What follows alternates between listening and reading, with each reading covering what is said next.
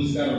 ముఖ్యంగా మన తూర్పుగోదావరి జిల్లా ముద్దుబిడ్డ ఎన్నోసార్లు శాసనసభ్యుడు అయినా కాకపోయినా ఇప్పుడు కూడా ఉన్నటువంటి జ్యోతుల నెహ్రూ గారు ఇక్కడ రావడం మనందరికీ కూడా చాలా సంతోషమైన విషయం.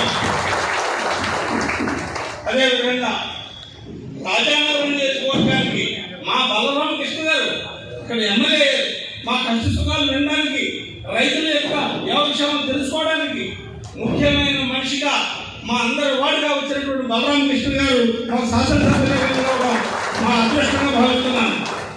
అదేవిధంగా ఇక్కడికి వచ్చేసినటువంటి రైస్ మిల్లర్ అసోసియేషన్ వారికి, మరి పెద్దలకి, సర్పంచులకి, మరి అగ్రికల్చర్ డిపార్ట్మెంట్ వారికి అందరికీ కూడా ఒక రైతుగా సంవత్సరానికి ఒక 1500 క్వింటాల్ ధాన్యం పండించాలనేటువంటి రైతుల్ని, అయితే మా కష్ట సుఖాలన్నీ కూడా చెప్పుకోవడానికి వినేటువంటి మనుషులు ముందుకు వారికి చిన్న విన్నపం చేస్తున్నానండి. మరి గతంలో ఎప్పుడు కూడా వారు డబ్బుల విషయం ఉన్నారా, రైస్ మిల్లర్స్ కట్టారు 1:1 కట్టచ్చు, లేకపోతే సమయం పోకపోతే 1:2 కట్టించుకొచ్చేది చేయొచ్చు. మా రైతులని డబ్బులకు ఇబ్బంది పెట్టారని మాత్రం నేను చెప్పండి రైస్ మిల్లర్లో. మరి కాకపోతే ఏంటంటే ఈ కోరుకొండ మండలం మండలం పడినటువంటి ధాన్యాన్ని ఎక్కడికో అనపర్తి మండలం లేకపోతే ఆలమూరు మండలం పంపించిన ధర్మవాడి, మరి అక్కడ ధాన్యం బాగోలేదని మా ఇతర తక్కువ వచ్చింది, నువ్వు పట్టుకోండి మా పని చెప్పండి.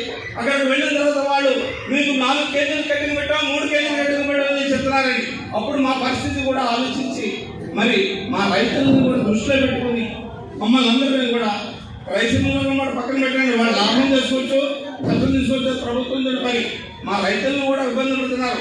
మరి గత సంవత్సరం నేను ఇదే విషయాన్ని చర్చిస్తే వాళ్ళు అన్నారు దారి ఖర్చులు మేము పడుకుంటాం, మీకు బాధ్యతగా 50 కాదు 100 కిలోమీటర్లు తోగున్నారండి. మరి ఆ డబ్బు ఎవరిదండి? మా రైతులు కదా అండి. అదే విషయం అడిగామండి సభ్యులు కూడా గత సంవత్సరం అదే విషయాన్ని ఒక రైతుగా నేను మా బలరామ కృష్ణ గారికి, మా జ్యోతుల నెహ్రూ గారికి వారు తెలుస్తున్నాక నాకు పదవులు కూడా తెలియకపోవచ్చు కానండి, వారు మాత్రం మరి కలెక్టర్ గారితో ఈ సమావేశం నిర్వర్తించినప్పుడు ఈ రైతులు ఎక్కడ ఈది బదులు ఈ మిల్లర్స్ యొక్క విషయాలన్నీ కూడా మీరు కూలంకషంగా చర్చ చేయనటువంటి సిబ్బందులు అయినటువంటి జ్యోతుల నెహ్రూ గారు ఇక్కడ వచ్చినందుకు మనసావచ కర్మాణ వారిని వారి కార్యాలయాలు గెలిచి వద్దులు బలరామ కృష్ణ గారిని వారిని కూడా మాకు అండగా ఉంటారని చెప్పేసి కోరుకుంటూ ఈ అవకాశం ఇచ్చినటువంటి మీ అందరికీ కూడా సెలవు తీసుకుంటున్నారండి.